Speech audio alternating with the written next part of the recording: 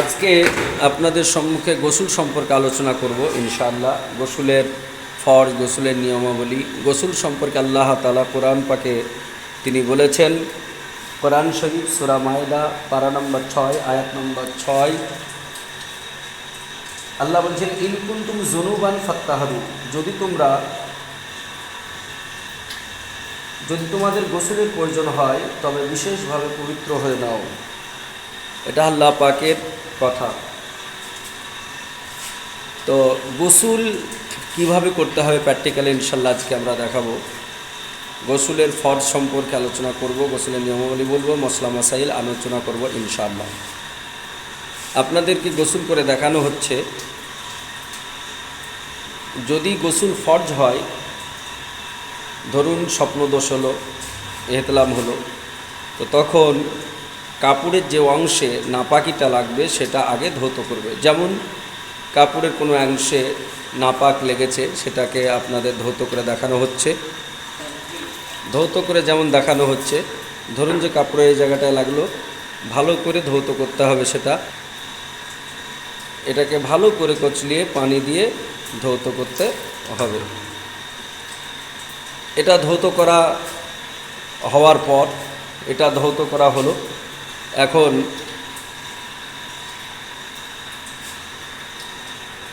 শরীরের আর কোনো অংশে যদি নাপাকি লেগে থাকে সেটাকেও ধৌত করতে হবে।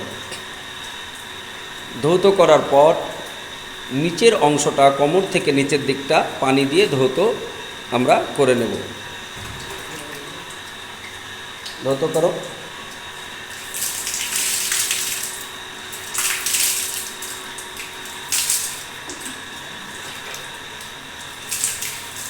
সুন্দরভাবে ধৌত করে নিতে হবে।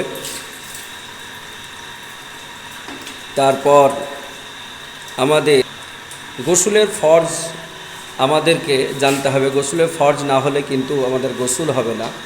যেমন গোসলের 3টি ফরজ। প্রথম হচ্ছে গার্গিল সহ কুলি করা।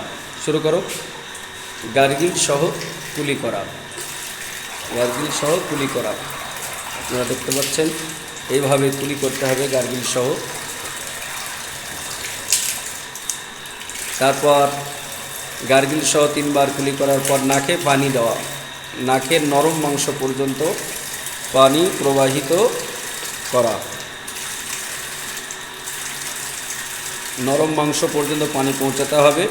এতে যদি ছুটে যায় তাহলে গোসল কিন্তু হবে না। এবার সমস্ত শরীরটা ধৌত করতে হবে। সুন্নত নিয়ম হচ্ছে, প্রথমে ডান কাঁধে 3 বার পানি, তারপরে বাম কাঁধে 3 বার পানি দিয়ে শুরু করতে হবে। ডান কাঁধে 3 বার পানি দিতে হবে। 3 বার গার্গিল সহ কুলি হয়েছে, নাকে 3 বার পানি হয়েছে। এবার ডান কাঁধে 3 বার পানি, বাম কাঁধে 3 বার পানি।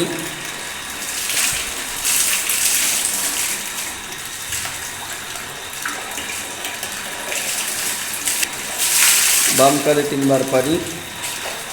তারপর মাথা থেকে সমস্ত শরীরে পানি ঢেলে শরীরটা ভালো করে ধৌত করতে হবে। এবার শরীরটা ভালো করে ধৌত করতে হবে, কচলিয়ে ভালো করে ধৌত করে নিতে হবে।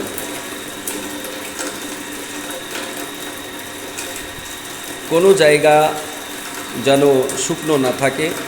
প্রত্যেকটা লোমকূপের গোড়াতে পানি পৌঁছাতে হবে। এখন আমরা যদি টিউবওয়েলে, ট্যাপে কোথাও গোসল করি, তাহলে আমাদের গোসলের টাইমে